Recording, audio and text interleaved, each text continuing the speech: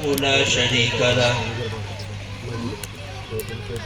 ونشهد أن سيدنا وسندنا وحبيبنا ومولانا محمدا عبده ورسوله صلى الله تعالى عليه وعلى آله وأصحابه وبارك وسلم تسليما كثيرا كثيرا. أما بعد فأعوذ بالله من الشيطان الرجيم. بسم الله الرحمن الرحيم. يا أيها الذين آمنوا اتقوا الله حق تقاته ولا تموتن إلا وأنتم مسلمون واعتصموا بحبل الله جميعا ولا تفرقوا واذكروا نعمة الله عليكم إذ كنتم أعداء فألف بين قلوبكم فأصبحتم بنعمته إخوانا وكنتم على شفا حفرة من النار فأنقذكم منها كذلك يبين الله لكم آياته لعلكم تهتدون. صدق الله العظيم.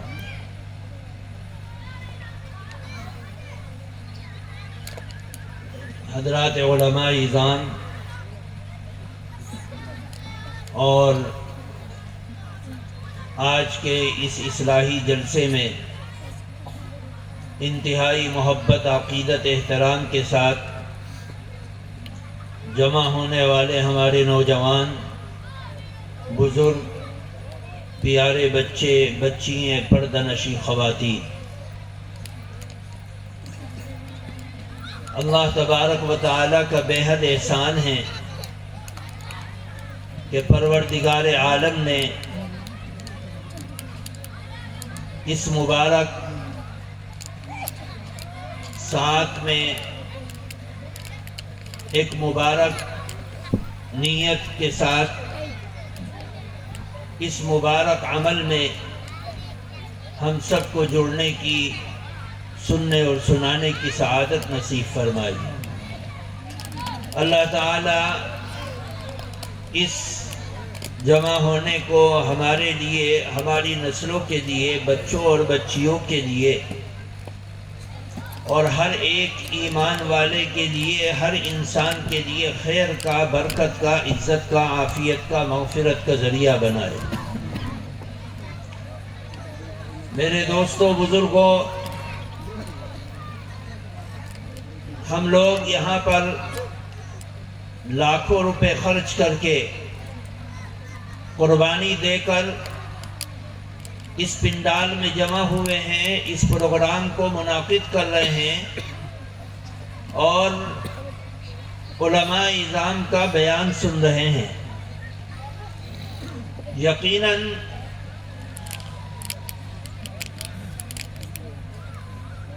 اس پروگرام کو بامقصد بنانے کے لیے ضروری ہے کہ ہم غور کے ساتھ، فکر کے ساتھ، توجہ کے ساتھ اور ان سب سے بڑھ کر عمل کے جذبے کے ساتھ دین کی باتوں کو سنیں تاکہ وہ ہماری زندگی میں بدلاؤ کا ذریعہ بنے. اگر جلسے کو محض ایک رسم بنا لی جائے کہ پچھلے سال یہ پروگرام ہوا تو اس سال بھی ہونا چاہیے اور گزشتہ سالوں کی طرح آنے والے سالوں میں بھی یہ پروگرام ہونا چاہیے، تو یقیناً یہ صرف ایک رسم بن کر رہ جائے گی اور اس سے ہمیں کوئی فائدہ حاصل نہیں ہوگا. حالانکہ بزرگوں نے نبوت کے زمانے سے لے کر آج تک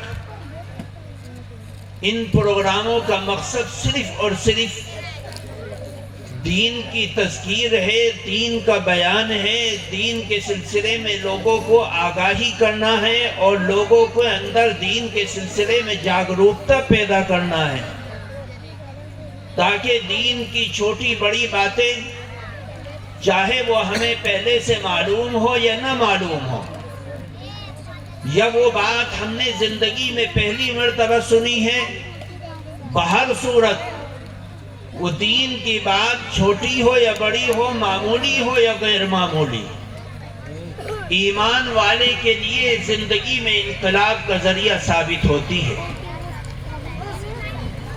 میرے بزرگوں، دوستو، اس لیے کہا جاتا ہے کہ دین کی باتوں کو عمل کے جذبے کے ساتھ سننا بے حد ضروری ہے۔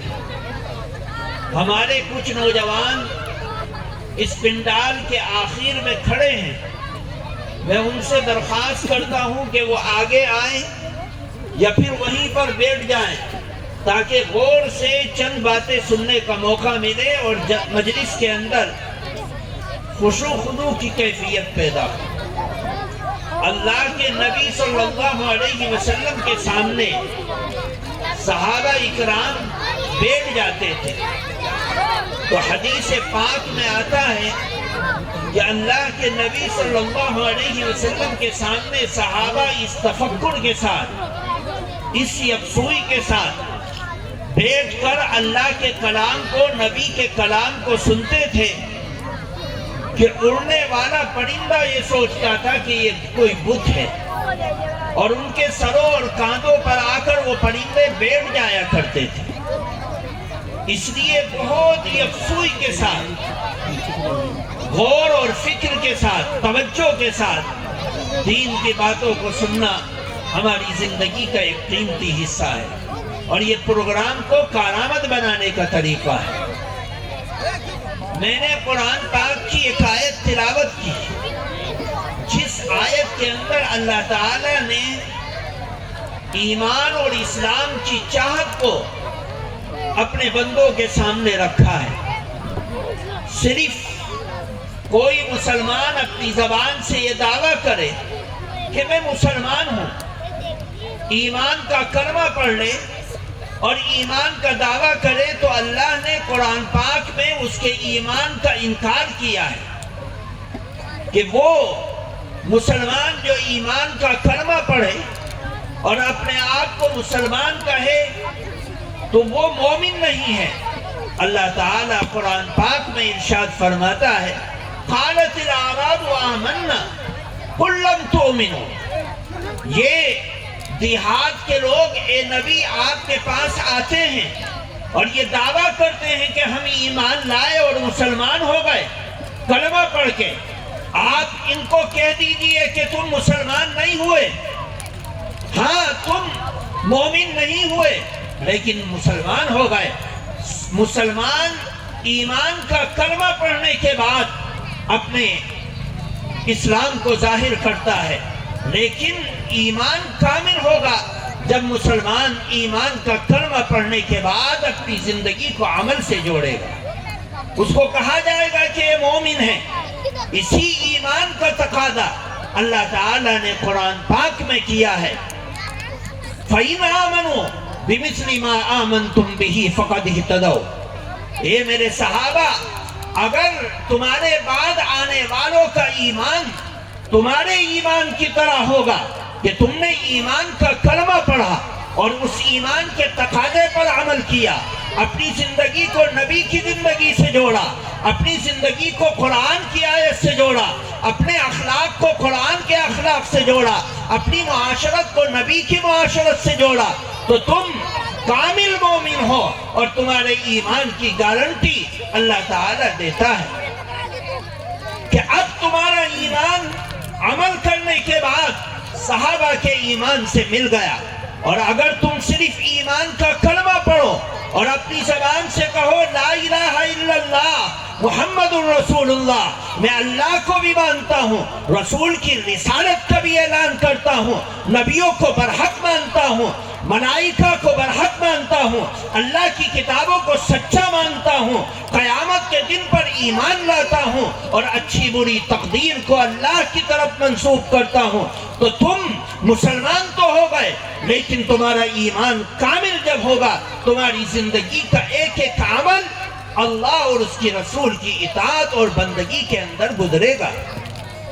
آج اصلاح معاشرہ کی مجلس ان مسلمانوں کو جمع کیا جاتا ہے جن مسلمانوں کی زبان پر کلمہ ہوتا ہے، ہاتھوں میں جب وہ پوروں سے گنتے ہیں تو اللہ کے نام کو اپنی زبان پر جاری کر کے گنتے ہیں، اللہ کو بڑا مانتے ہیں، رسول کی رسالت کا اعلان کرتے ہیں، اللہ کی طاقت کو اپنی زبان سے اپنے دل سے مانتے اور جانتے ہیں، لیکن اصلاح معاشرہ کا جلسہ ان کے لیے کیا جاتا ہے۔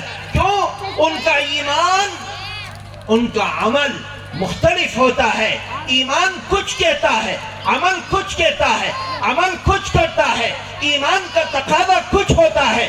جب ایمان اور عمل کے اندر فرق بن جاتا ہے تو اب ضرورت پڑتی ہے کہ کوئی عالم آئے، کوئی داعی آئے، کوئی مبلغ آئے، کوئی رہبر آئے، کوئی ہادی آئے، جو انگلی پکڑ کر امت کے نوجوانوں کا جو بھولے ہوئے ہیں، بھٹکے ہوئے ہیں، پریشان ہیں اور ایمان سے دور ہو چکے ہیں، ان کی زندگی کے اندر دلوں پر زنگ لگ چکا ہے، گناہ کرتے کرتے، گناہ کرتے کرتے، فحاشی کرتے کرتے، بے حیائی کرتے کرتے، جھوٹ بولتے بولتے، سود کھاتے کھاتے، حرام کماتے کماتے، زندگی کو خراب کرتے کرتے، لوگوں کو گالم گلوچ کرتے کرتے، ان کی زندگی کا عمل ایمان کے خلاف ہو گیا۔ اب تقاضا ہوتا ہے کہ کوئی مبلغ آئے، کوئی مصلح آئے، جو انگلی پکڑ کر ہمارے ایمان اور عمل کو برابر کر دے۔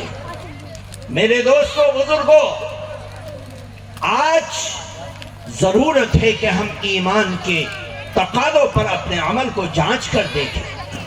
جب ایمان کے مطابق عمل ہوتا ہے تو اللہ گارنٹی کے ساتھ کہتا ہے، اعلان کر کے کہتا ہے، ببانگ دہل کہتا ہے، وعد اللہ الذین آمنوا منکم وعملوا الصالحات۔ اللہ کا وعدہ ہے تم میں سے ان لوگوں کے لیے جو ایمان لائے اور ایمان کے تقاضوں کے مطابق عمل کیا۔ کتنا بڑا وعدہ! آسمان و زمین کا پروردگار ان لوگوں سے جن کے پیروں میں جوتے نہیں، جن کے بدن پر کپڑے نہیں، جو بھوک کے وجہ سے جن کا پیغمبر اور جن کا نبی چاند 3 مہینوں کے دیکھ لیتا ہے اور اس کے گھر کے اندر کھانا پکانے کے لیے آگ نہیں جلتی، اس قوم کو اللہ کہہ رہا ہے کہ تم ایمان لاؤ اور اس ایمان کے تقاضوں کے مطابق عمل کرو۔ میں گارنٹی دیتا ہوں کہ میں تمہیں دنیا کا بادشاہ بنا دوں گا، میں تمہیں دنیا کا والی بنا دوں گا، میں دنیا کا امیر بنا دوں گا، میں تمہیں دنیا کے اوپر تخت و تاراج کرنے والا بنا دوں گا۔ دنیا نے دیکھا کہ ایک شخص بوریوں پر بیٹھنے والا اپنی داڑھی کو پکڑ کر نوچتا ہے اور کھینچتا ہے اور اعلان کرتا ہے کہ اللہ میں تو وہی عمر ہوں جس عمر کو اس کا باپ ڈنڈا دکھا کر کہتا تھا ان جانوروں کو چرا کر لا۔ جب میں شام کو اپنے جانور چرا کر گھر میں لے کر آتا تھا، میرا بوڑھا باپ کھڑے ہو کر اپنی پیشانیوں کو بل دے کر ڈانٹ کر کہتا تھا، اے عمر تیرا کیا بنے گا؟ تو جانوروں کو چھکانا بھی نہیں جانتا، تو جانوروں کو چرانا بھی نہیں جانتا، تو جانوروں کو پیٹ بھرنا بھی نہیں جانتا، تیرا کیا بنے گا؟ آج وہ عمر 44 لاکھ مربع کلومیٹر کے اوپر تخت و تاراج کر رہا ہے، امیر المومنین ہے، آج کے 11 ملکوں کا حکمراں عمر بن خطاب ہے۔ ایمان کو اعمال کے مطابق کر دیا، ایمان کو عمل کے مطابق کر دیا کہ میرا عمل ایمان کے تقاضے کے مطابق ہے، اس لیے میں پکا مومن ہوں، میں سچا مومن ہوں۔ اور وہ اتنا طاقتور بنا کہ اللہ کے پیغمبر نے فرما دیا، لو کان بعدی نبی لکان عمر، میرے بعد اگر نبوت کا سلسلہ ہوتا تو عمر کا عمل ایسا ہے کہ اس عمر کی سوچ، اس کا فیصلہ، اس کا کردار، اس کے اخلاق، اس کی معاشرت، اس کا برتاؤ ایسا ہے کہ اس کو نبوت سے مالا مال کیا جاتا ہے۔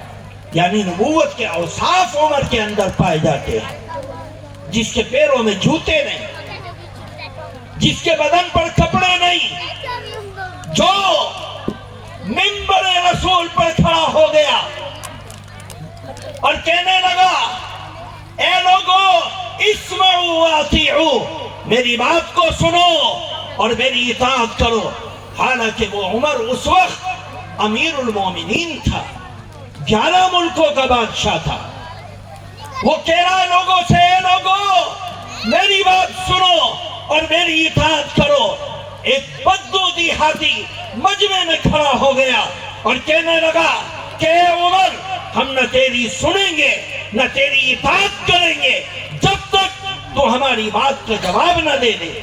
عمر نے ایک ٹھنڈی سانس لی اور اس بدو دیہاتی جو 11 ملکوں کے بادشاہ کو ٹوک رہا ہے اور سر عام انکار کر رہا ہے، ہم تیری بات نہیں سنتے، نہیں اطاعت کرتے، ہماری بات کا جواب دے. کہا بڑے میاں کیا جواب، کیا بات ہے؟ کہا گزشتہ دنوں میں مدینے میں ہر شخص کو ایک ایک چادر مال غنیمت میں سے دی گئی.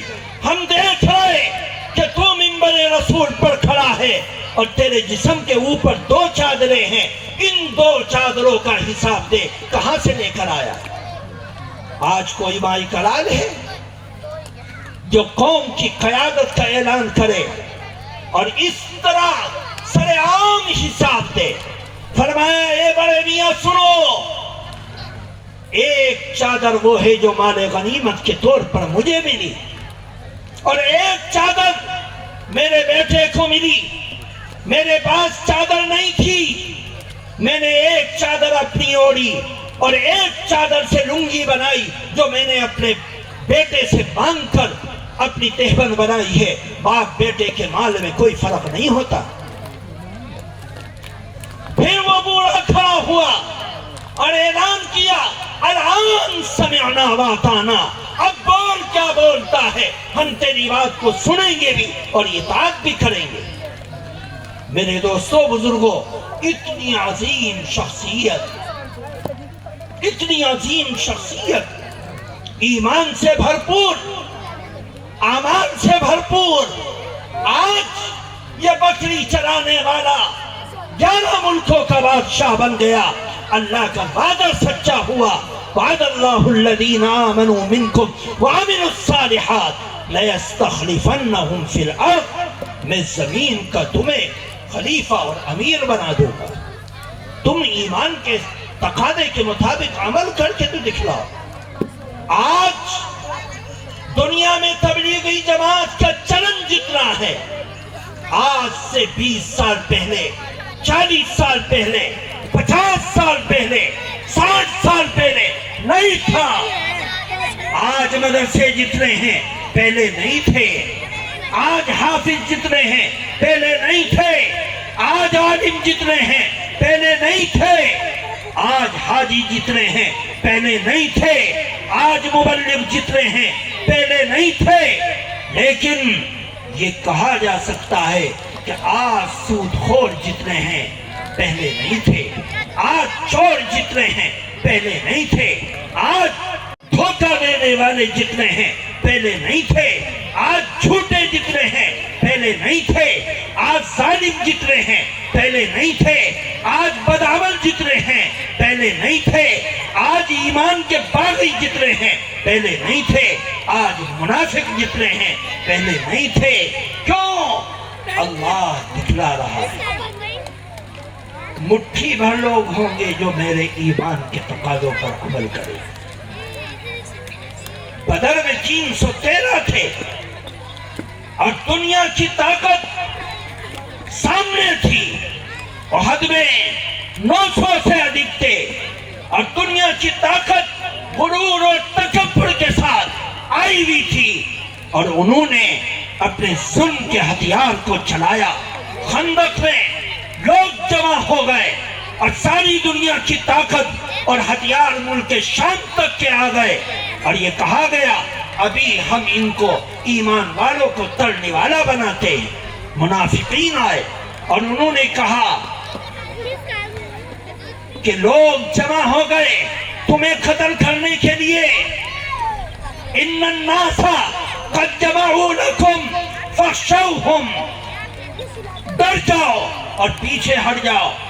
ایمان والوں کا ایمان اتنا طاقتور تھا، نبی کے ہاتھوں میں ہاتھ دینے والوں کا ایمان، نبی کے کلام کو سننے والوں کا ایمان، ابو بکر و عمر، عثمان و علی کا ایمان، زبیر و طلحہ، خبیب و خباب کا ایمان اتنا طاقتور کہ ان کا ایمان کھدے مارتا تھا۔ اللہ کا قرآن کہتا ہے فزادہم ایمانا، لوگ ڈراتے تھے، ان کا ایمان اور بڑھ جاتا تھا اور ان کی زبان پر آتا تھا حسبنا اللہ و نعم الوکیل، اللہ ہمیں کافی ہے اور وہی ہمارا مددگار ہے۔ میرے دوستوں بزرگوں، ایمان عمل کے ساتھ اگر ہے تو پکا سچا مسلمان، پکا سچا مومن ہے۔ اور اگر ایمان کے اندر عمل نہیں تو مسلمان چھاتی پیٹ کر کہتا رہے مسلمان، لیکن ان کا ایمان عمل کے دائرے سے کے اندر نہیں آتا، اس لیے وہ مومن ہے، حاجی ہے، حج کر چکا ہے لیکن ہیرا پھیری نہیں چھوڑتا، نمازی نماز پڑھ کے آتا ہے، موبائل کان سے لگا کر جھوٹ بولتا ہے، اللہ کے کلام کو، قرآن کو پڑھنے والا قرآن پڑھتا ہے، اپنی نگاہ کو بے حیائی کے چہرے سے دور نہیں کر پاتا۔ جب معاملہ ایسا ہو جائے تو کہا جائے گا کہ ایمان کا کلمہ تو تو نے پڑھا ہے لیکن تیرا عمل ایمان سے کوسوں دور ہے۔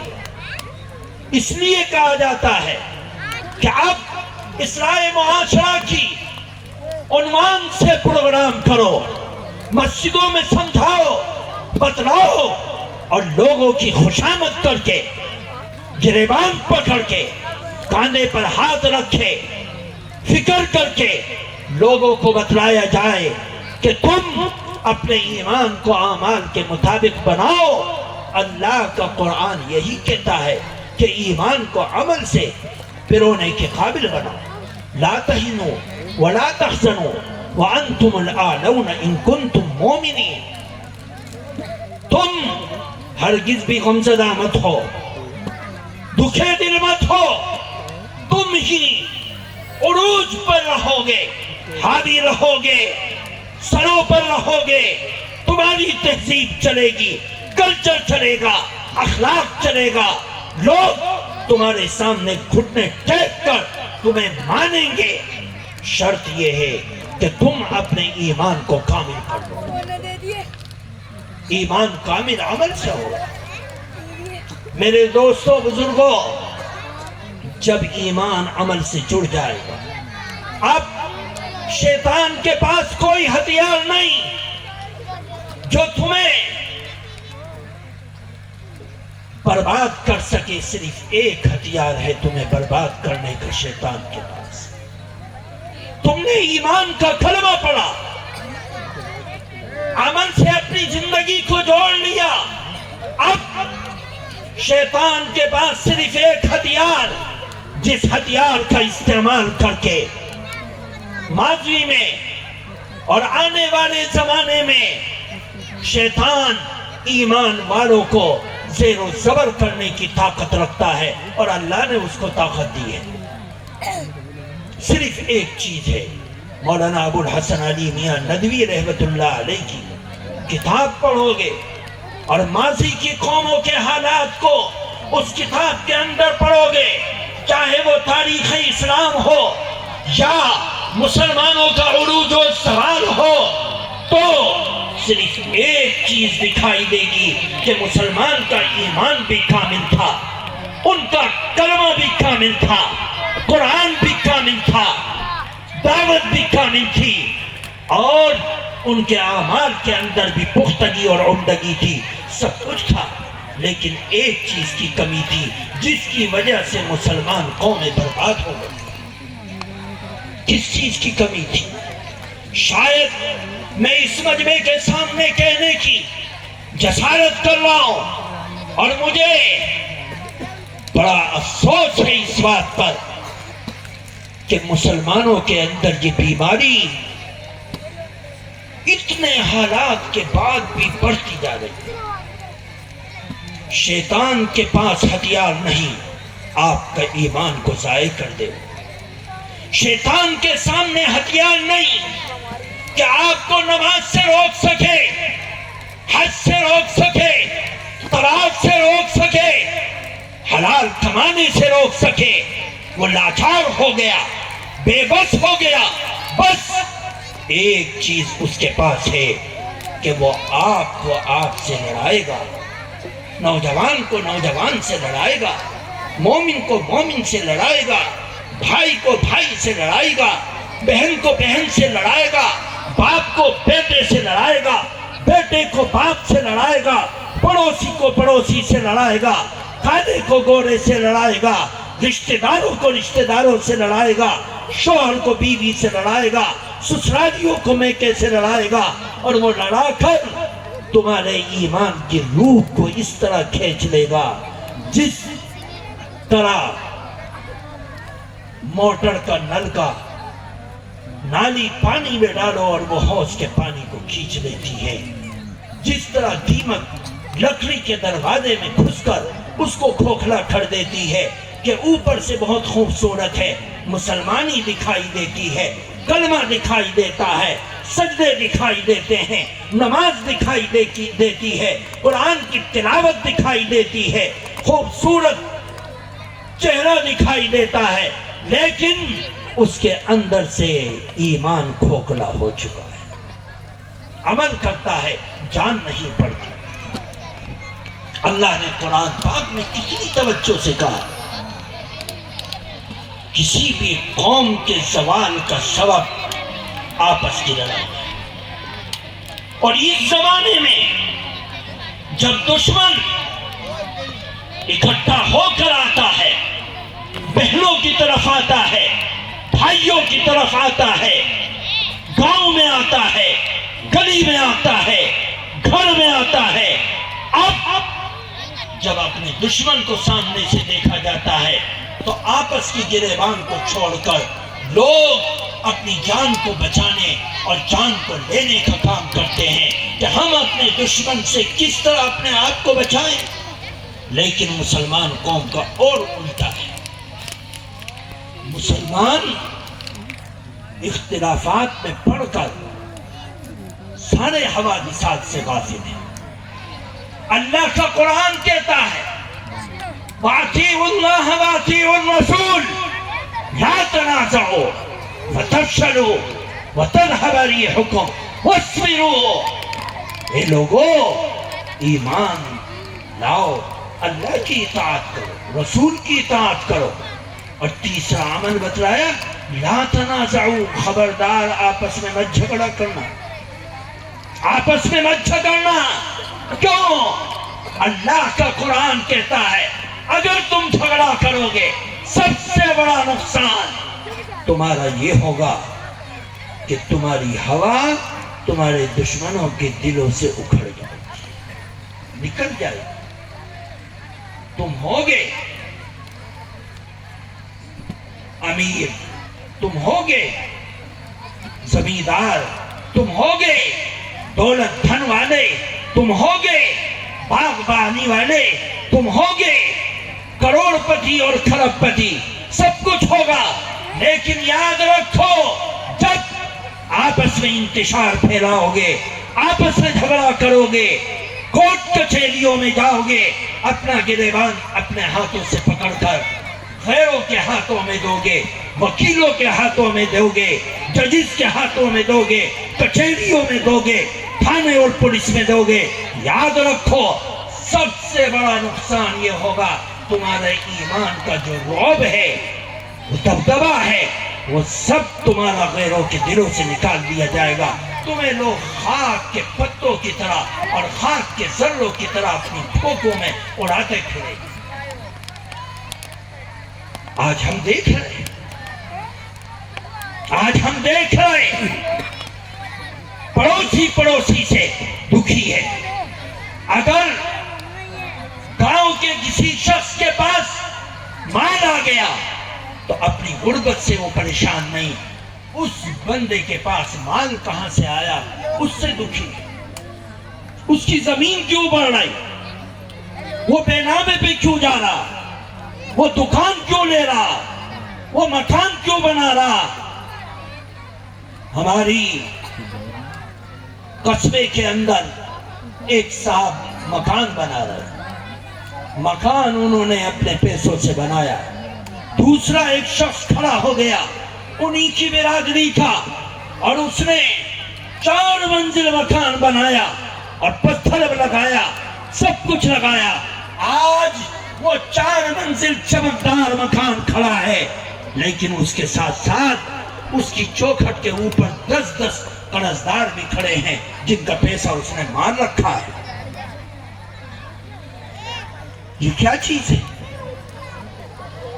آج ہمارے گاؤں کی سب سے بڑی بیماری یہ بن گئی کہ ہم آپس میں ایک دوسرے کا گریبان پکڑے ہوئے، ہم دکھی ہیں پڑوسی کی خوشی کی وجہ سے، ہم کورٹ میں جا رہے، کچہریوں میں جا رہے، پولیس کی دلالی کر رہے، تھانوں میں جا رہے، ایک کو اٹھواتے ہیں اور لٹ بدواتے ہیں، تھانہ پولیس کرواتے ہیں، ڈور کاٹتے ہیں، پیر کاٹتے ہیں، اور یہ ساری چیزیں ہمارے گاؤں کے اندر جب بیماری اور ناسور بن کر ابھرتی ہیں تو ہمارا ایمان مومن ضرور ہے لیکن اندر سے کھوکھلا ہو چکا ہے۔ اب کیا ہوتا ہے؟ پولیس آپ کو دلال بنا کر، مخبر بنا کر کھڑا کر دیتی ہے، آپ دلالی کر رہے، مخبری کر رہے، شکایت کر رہے، اور یہ سب ہونے سے سب سے بڑا نقصان یہ ہوتا ہے کہ جو ایمان والوں کا اور گاؤں کے لوگوں کا دبدبا اور محبت اور ایکتا اور طاقت، جو ایک سنتلن ہوتا ہے وہ بگڑ جاتا ہے، اور بگڑنے کے بعد سب کی عزت غیروں کے قدموں میں ہوتی ہے، وہ جب جی چاہتے ہیں جس کو چاہتے ہیں ذلیل کر دیتے ہیں۔ میرے دوستوں بزرگوں، اللہ کا قرآن بڑی اس انتشار کی مذمت کر رہا ہے، برائی بیان کر رہا ہے۔ اللہ کے نبی صلی اللہ علیہ وسلم کے صحابہ آپ کی مسجد میں بیٹھے ہیں، مہینہ رمضان کا ہے، رات رمضان کی ہے، اور اللہ کے نبی صلی اللہ علیہ وسلم کے صحابہ مسجد میں بیٹھ کر عبادت میں لگے ہیں، اور ان کے دل میں یہ بات ہے کہ ہم رمضان کے مہینے میں جو شب قدر ہے، اس شب قدر کی برکتوں سے اور مغفرتوں سے اور رحمتوں سے اپنے آپ کو سرخرو کریں گے، استفادہ کریں گے۔ صحابہ عبادت کر رہے، کوئی ذکر کر رہا، کوئی قرآن پڑھ رہا، کوئی تلاوت کر رہا، کوئی نماز پڑھ رہا، کوئی سجدہ کر رہا، کوئی دعا کر رہا۔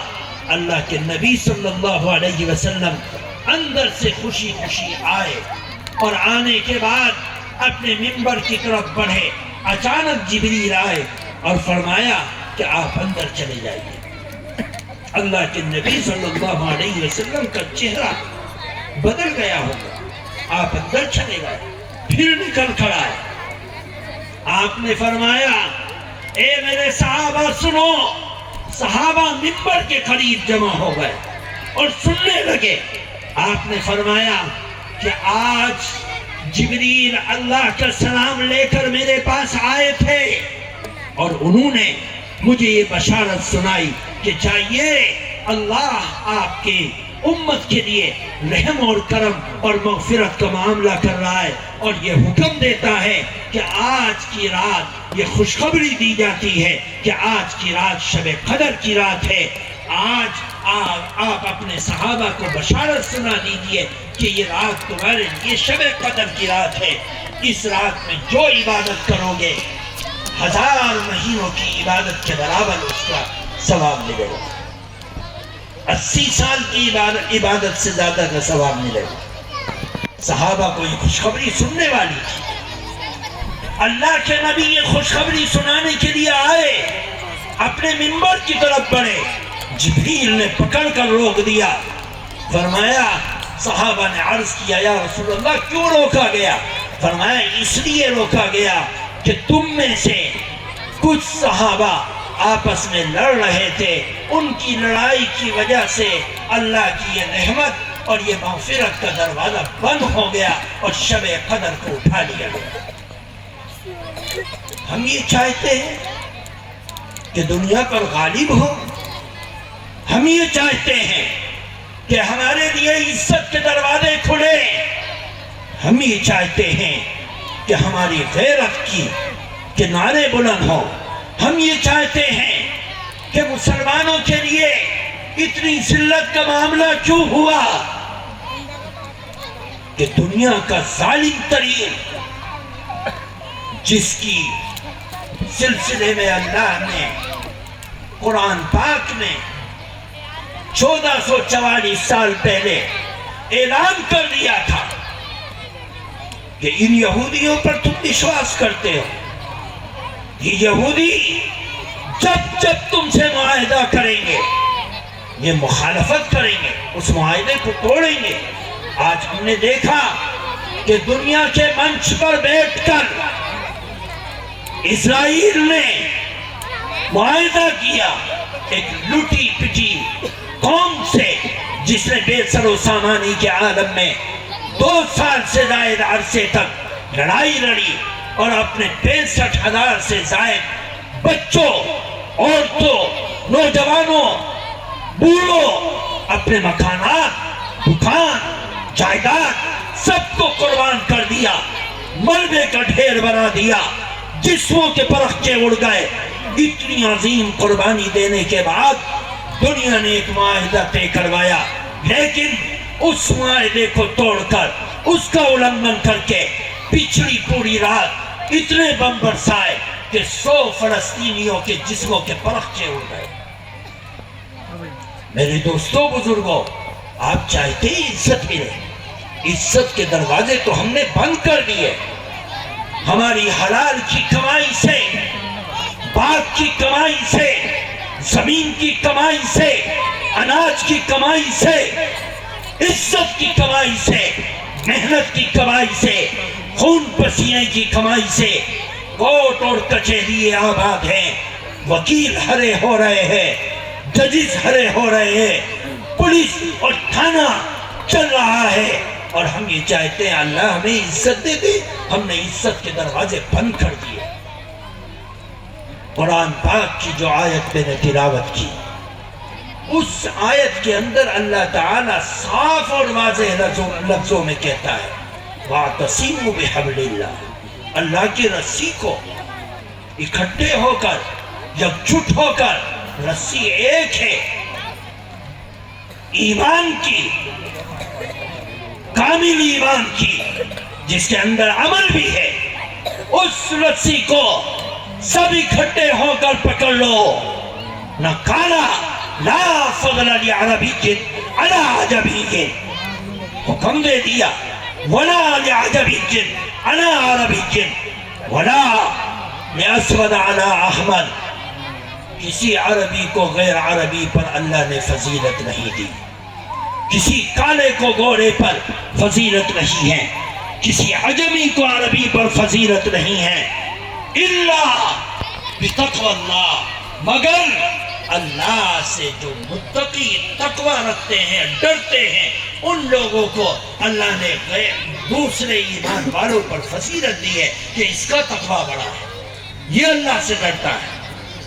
قرآن پاک کی آیت سنو, اللہ قرآن پاک میں فرماتا ہے یا ایھا الناس انا خلقناکم من ذکر و انثی, اے لوگو ہم نے تمہیں ایک مرد ایک عورت سے پیدایا. مرد آدم, عورت حوا, ان دونوں سے ملاپ کے نتیجے میں انسان آئے. وہ ابو الانسان اور ام الانسان ہے. فرمایا جب تمہارا باپ اور ماں ایک ہے تو اب تمہاری یہ برادری ہے, یہ سید, یہ مغل، یہ پٹھان، یہ فلاں، یہ چنا، یہ شیخ، فرمایا یہ سب تمہاری رنگ و نسل کو پہچاننے کے لیے اللہ نے رکھا ہے کہ تمہیں پہچان لیا جائے کہ تم کس برادری سے ہو. ہاں فلاں علاقے یا فلاں پیشے سے تمہارا تعلق ہے، بس. انسان سب برابر ہے. نبی کی بیٹی ہے، نبی کے پاس آ رہی، نبی نے خود کہہ دیا کہ اے فاطمہ، قبر یہ نہیں جانتی کہ تو نبی کی بیٹی ہے یا غیر نبی کی بیٹی ہے. قبر تو سب کے لیے برابر ہے. ہاں فیصلہ ہوگا ایمان کے بعد عمل سے، تیرے عمل میں کتنا جان ہے، کتنا تقویٰ ہے، کتنا ڈرنے والی ہے، کتنا پرہیزگار ہے. فیصلہ اس پر ہوگا. بڑے سے بڑے نامی گرامی سب دھرے کے دھرے رہ جائیں گے. نبی کے چچا عباس بھی تھے، نبی کے چچا حمزہ بھی تھے، نبی کے چچا ابو لہب بھی تھے، لیکن اللہ کا قرآن کہتا ہے ذلت کے ساتھ اللہ کی جہنم میں اونڈے منہ ابو لہب جو نبی کے چچا ہے ان کو ڈال دیا جائے گا. ارے نبی کا چچا جہنم میں، وہ نبی جس کی پیدائش پر سب سے پہلے خوشی منانے والا ابو لہب تھا. ارے نوح علیہ السلام کا بیٹا جہنم میں، لوط علیہ السلام کی بیوی جہنم میں. کیوں؟ اللہ کا قرآن کہہ رہا ہے انہو لیس من اہلی. اے نوح آپ کہہ رہے ہیں میرا بیٹا ہے؟ نہیں، آپ کا بیٹا نہیں. بیٹا ہوتا باپ کی اتباع کرتا. جب باپ کی ایمان میں مخالفت کی، اسلام میں مخالفت کی، اب یہ کیسا بیٹا ہے؟ یہ آپ کا بیٹا نہیں. بس اللہ نے پانی کی موجوں کو کہا ایک دوسرے میں مل جاؤ. وہ مل گئی اور نوح علیہ السلام کے سامنے ان کا بیٹا تڑپ تڑپ کر مر گیا. فرمایا اللہ کے نزدیک قدر و قیمت صرف ایمان والے متقیوں کی ہے. بڑے بڑے نامی گرامی، بڑے بڑے عزت والے، بڑے بڑے زمیندار، بڑے بڑے باغباں، بڑے بڑے لکھپتی، کروڑ پتی، ارب پتی، کھرب پتی، سب حامان، قارون، شداد کی طرح اللہ کے عذاب میں ملوث کر دیے جائیں گے، کیونکہ ان کے پاس ایمان کے ساتھ تقویٰ نہیں ہوگا. میرے دوستوں بزرگوں، تقوی کی زندگی کیسے ملے گی؟ جب اپنی عزت کا دھیان رکھو گے، اپنے پڑوسی کی عزت کا خیال رکھو گے اور یہ تہیہ کرو گے کہ ہم اپنے گاؤں کے کسی بھی معاملے کو تھانے تک، پولیس تک، دلالوں تک، وکیلوں تک، ججوں تک، کورٹ تک، کچہریوں تک جانے نہیں دیں گے. جب یہ سوچ کر زندگی گزارو گے، اپنے لیے بھی رحمت بنو گے، پڑوسی کے لیے بھی رحمت بنو گے، تو یاد رکھو تم اپنی قوم کے اندر عروج پاؤ گے اور اللہ کی طرف سے تمہیں عزت ملے گی. میرے دوستوں بزرگوں، ابھی سنسار پور سے 2-3 سال پہلے کی بات ہے، ایک نوجوان آیا اور اس نے آ کر کہا کہ مولانا صاحب دعا کرنا. 7 فٹ کے آس پاس کا نوجوان، اور وہ آ کر دعا کروا رہا ہے. میں نے کہا بھائی کیا معاملہ؟ 4-5 سال پہلے کی بات ہے.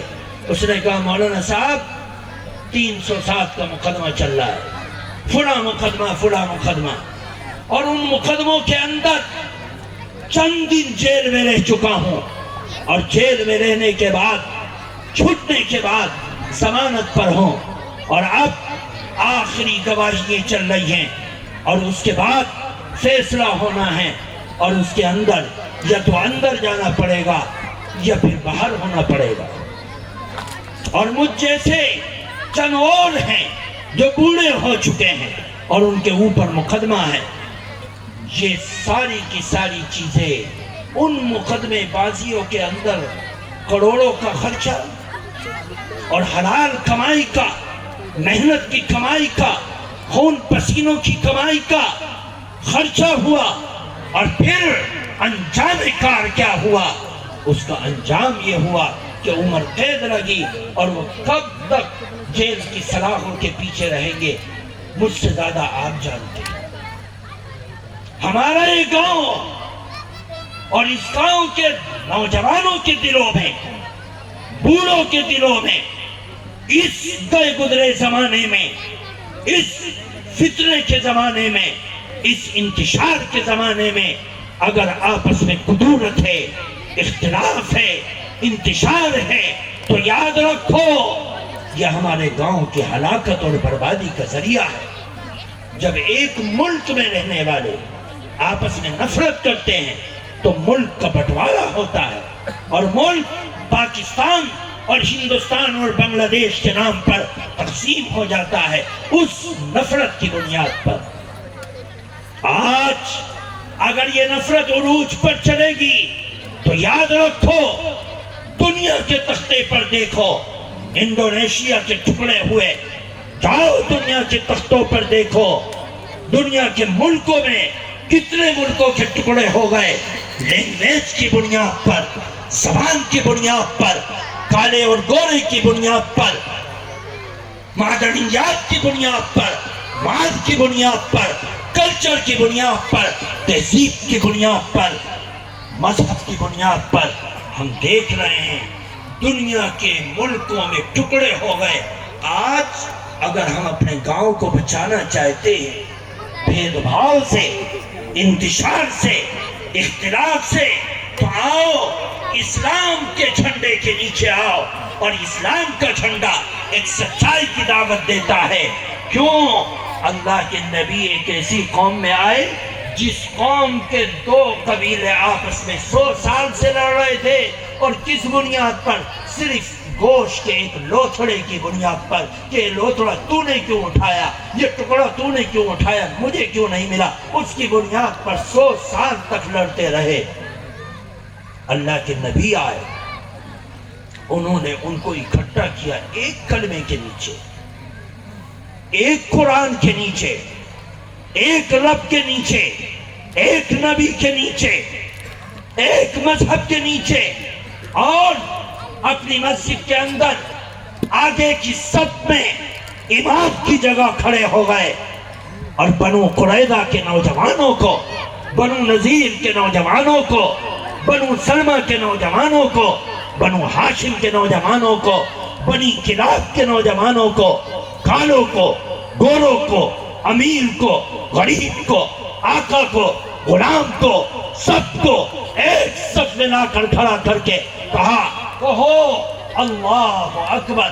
سب نے کہا اللہ اکبر، ایک ہی سب میں کھڑے ہو گئے۔ محمود و آیات، نہ کوئی بندہ رہا نہ کوئی بندہ نواز۔ یہ نبی کا اسلام ہے کہ ایک جھنڈے کے نیچے آؤ۔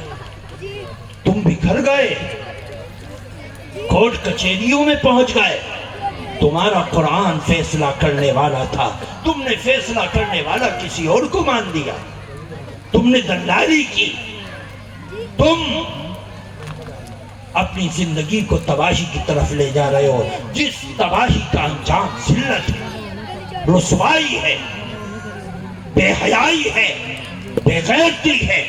سلگتے ہوئے مسائل پر اکٹھے ہو جاؤ، اور اپنے ملک کے لیے، قوم کے لیے، اور اپنی زمین کے لیے، اپنی عزت کے لیے، اپنے وقار کے لیے ایک جھنڈے کے نیچے آؤ۔ ملک کا جھنڈا ایک ہے، انیک نہیں ہے، سب کے ہاتھوں میں ایک چیز ہے۔ جب اسلام نے اتنا بڑا اتحاد کا سبق دیا کہ امام لور کاسٹ کا ہے، مقتدی اپر کاسٹ کے ہیں، فرمایا امام کی ابتدا کر، امام کے رکوع سے پہلے اگر تو نے رکوع کر دیا تو کتنی بڑی وعید۔ مفتیان اعظام سے پوچھو، اللہ کے نبی نے بڑا سخت غصے کا اظہار کیا، جہنم میں جائے گا۔ امام سے آگے بڑھتا ہے، امام کی ابتدا کو ختم کرتا ہے، فرمایا جب امام کہے اللہ اکبر تو جب تک امام سمیع اللہ لمن حمیدہ نہ کہے تیری کمر سیدھی نہیں ہونی چاہیے. جب تک امام سجدے سے نہ اٹھے تو اٹھ نہیں سکتا. تو اپر کاسٹ کا ہے ٹھیک ہے, امام لور کاسٹ کا ہے ٹھیک ہے. اب جب وہ امام بن گیا اب اس کی اقتدا ہر ایک کے اوپر لازم ہے. اللہ کے نبی صلی اللہ علیہ وسلم نے اپنی زندگی کی ساری نمازیں میں امامت کی. صرف زندگی کے 18 نمازیں آپ نے ابو بکر رضی اللہ تعالی عنہ سے پڑھوائی. ابو بکر آپ سے آگے تو نہیں, آپ نبی ہیں, پیغمبر ہیں, رسول ہیں, شارع ہیں, اور ابو بکر آپ کے قدموں کے نیچے اپنے سر کو رکھنے والے ہیں, آپ کی اقتدا کرنے والے ہیں. اللہ کے نبی کے سر میں درد ہے. آپ نے فرمایا مرو ابا بکر, جاؤ ابو بکر کو حکم دو کہ وہ لوگوں کی نماز کی امامت کرے. حضرت ابو بکر کے پاس حکم آیا نبی کا, آپ آگے بڑھ گئے, امامت کی. لوگ تعجب میں دیکھ رہے, نبی زندہ ہیں اور ابو بکر امامت کر رہے. حضرت ابو بکر نے ایک نماز پڑھائی, دوسری پڑھائی, بس ایک وقت اللہ کے نبی کو افاقہ ہوا, ہوش آ گیا. آپ نے فرمایا وضو کراؤ, وضو کرایا. آپ مسجد کی طرف جانے لگے. 2 آدمیوں کے کاندھوں کے سہارے سے آپ مسجد میں گئے. ابو بکر امامت کروا رہے تھے. حضرت ابو بکر کو احساس ہوا کہ بائیں جانب سے اللہ کے نبی کی چوکھٹ کھلی ہے اور وہ آ رہے. آپ امامت کے اندر امامت کرتے کرتے پیچھے ہو گئے. جب پیچھے ہونے لگے آپ نے ایک صاحب کو بھیجا کہ جاؤ ہاتھ پکڑ کے آگے کر دو. آپ کو آگے کر دیا گیا. پھر آپ نے امامت شروع کر دی.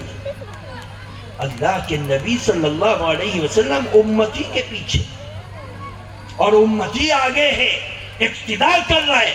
کیوں؟ یاد رکھو جب امام بن گیا اب اس کی اقتدا اس کے پیچھے نماز پڑھنے والے مقتدیوں پر لازم ہے, لاحق پر لازم ہے.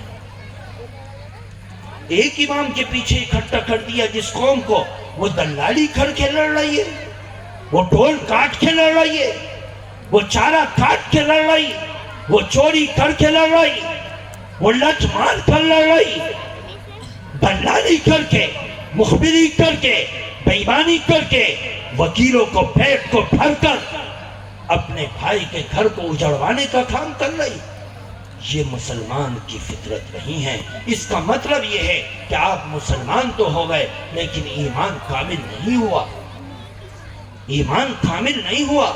سہارنپور میں جب آپ چلکانے اڈے کی طرف چلیں گے تو ایک بہت چھوٹی سی مسجد آئے گی اور اس مسجد کے پاس ایک مندر بھی ہے مسجد کے قبلے کی طرف. اس کا 100 سال پہلے جھگڑا ہوا. سہارنپور میں ایک عالم تھے, بڑے اللہ والے تھے, اور سہارنپور کے ہندو اور مسلمان ان کو بزرگ مانتے تھے. جب جھگڑا عدالت میں پہنچ گیا, انگریز جج نے کہا کہ بھائی فیصلہ کیسے ہوگا, لاؤ ثبوت. ثبوت کسی کے پاس نہیں. ہر ایک اپنا دعویٰ کر رہا ہے کہ مسجد کی اتنی صفیں اور اتنی دکانیں ہماری ہیں, اور اتنا مسجد والے کہتے ہیں مسلمان کہ مندر کا یہ صحن ہمارا ہے. جھگڑا بڑھ رہا ہے, تناؤ ہو رہا ہے, انتشار ہو رہا ہے, آپس میں دست و گریباں ہو رہا ہے. جج پریشان ہیں انگریز کہ فیصلہ کیسے ہوگا. چنانچہ غیر مسلموں نے یہ کہا کہ بھائی ہم مندر کے دعوے دار تو ہیں, لیکن چلو ہم انہی مسلمانوں میں سے ایک ملا جی ہیں, ان ملا جی کو اپنا فیصل مانتے ہیں, جو وہ فیصلہ کر دیں گے ہم ان کے فیصلے کے اوپر لبیک کہیں گے اور راضی ہو جائیں گے. چنانچہ ان ملا جی کو بلایا گیا. وہ مظاہر العلوم میں پڑھاتے تھے. وہ آئے اور آنے کے بعد عدالت میں کھڑے ہو گئے. انگریز جج نے کہا کہ ملا جی ہندو فریق کہتا ہے کہ مسجد کا اتنا حصہ مندر کا ہے، اور مسلمان کہتے ہیں کہ مندر کا اتنا حصہ مسلمانوں کا ہے۔ آپ فیصلہ کیجئے کہ یہ زمین جس کے اوپر وواد ہے، یہ زمین مسلمانوں کی ہے، مندر کی ہے یا مسجد کی ہے؟ مسلمان خوش ہو گئے کہ اب یہ مسلمان ہیں، عالم ہیں، یہ فیصلہ مسجد کے حق میں دیں گے۔ وہ راضی ہو گئے اور ان کو بلا لیا گیا۔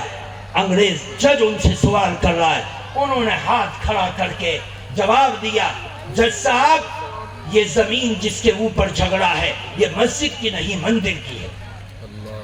مسلمان تھو تھو کر کے عدالت سے چلے گئے، فیصلہ مندر کے حق میں ہو گیا۔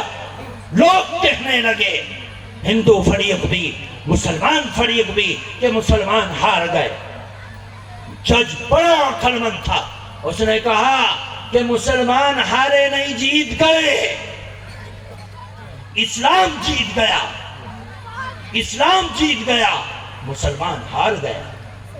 اسلام کی شکشا ایسی ہے کہ جب فیصلہ کرنے کا وقت آئے، گواہی دینے کا وقت آئے، اذا حکمتم بین الناس ان تحکموا بالعدل، جب تم لوگوں کے درمیان میں فیصلہ کرنے کے لیے بیٹھو تو گاؤں کی پنچایت کی طرح پکش وپکش مت دیکھو، رنگ و نسل نہ دیکھو، برادری اور قوم قبیلہ نہ دیکھو، عزت دار غیر عزت دار نہ دیکھو، نہیں، اب تمہیں دیکھنا ہے کہ حق پر کون ہے، چاہے عدالت کے اندر بادشاہی کیوں نہ کھڑا۔ اسلام کی تاریخ میں آپ دیکھیے، بڑے بڑے بادشاہ، امیر المومنین عمر بن خطاب ہی کا سن لو، انہوں نے ان کے سامنے ایک زانی عورت لائی گئی، اس کے پیٹ میں بچہ ہے، آپ نے حکم دیا کہ اس کو قتل کر دیا جائے، اس نے بدکاری کی ہے، 1445 سال پہلے کی بات، کہ قتل کر دیا جائے۔ بس حضرت علی کی عدالت تھی، انہوں نے طلب کر لیا، امیر المومنین کو بلاؤ۔ امیر المومنین کو بلایا گیا، آپ آئے، آپ نے کہا کہ اے امیر المومنین، آپ نے غلط فیصلہ کیا، اس کو رجم نہیں کیا جائے گا، قتل نہیں کیا جائے گا۔ اے علی، تم یہ کیا بات کر رہے؟ قرآن کہہ رہا ہے قتل کر دو، اور تم کہہ رہے ہو کہ قتل نہیں کیا جائے گا۔ فرمایا نہیں، امیر المومنین، اس عورت نے ناپاک حرکت کی ہے، اس کا جرم ہے، لیکن اس کے پیٹ میں جو 4 مہینے کا بچہ ہے، اس بچے کا کیا جرم ہے؟ آپ کیسے قتل کر دیں گے؟ حضرت عمر زندگی کے آخری وقت تک کہتے آتے تھے کہ اگر علی نہ ہوتے تو عمر ہلاک ہو جاتا، لولا علی لہلک عمر، اگر علی نہ ہوتا تو عمر ایک آدمی کو ناحق قتل کرنے کے جرم میں مجرم ٹھہرتا، علی نے بچا لیا۔ میرے دوستو، یہ فیصلے والی کیفیت ان لوگوں کے اندر ہوتی ہے جن کا ایمان کامل ہوتا ہے۔ تم پولیس کی دلالی کے لیے اجڑ رہے ہو، اپنی جائیدادیں تباہ کر رہے، اپنے گاؤں کو بدنام کر رہے، کہ علاقے کے گاؤں میں جا کر پوچھو، سب سے زیادہ پولیس کی دلالی میں، تھانہ اور کورٹ کچہریوں میں بدنام زمانہ علاقے کا گاؤں کون سا ہے تو تمہارے گاؤں کا نام آتا ہے، اس لیے اصلاح معاشرہ کر رہے۔ میرے دوستو، اپنی زندگیوں میں توبہ کرو، گاؤں کے ذمہ داروں اپنے سروں کو اکٹھا کرو۔ قرآن کی آیت ببانگ دہل اعلان کرتی ہے کہ تم آپس میں ایک ہو کر اللہ کی رسی کو مضبوطی سے تھام لو، اس کو چھٹنے مت دو۔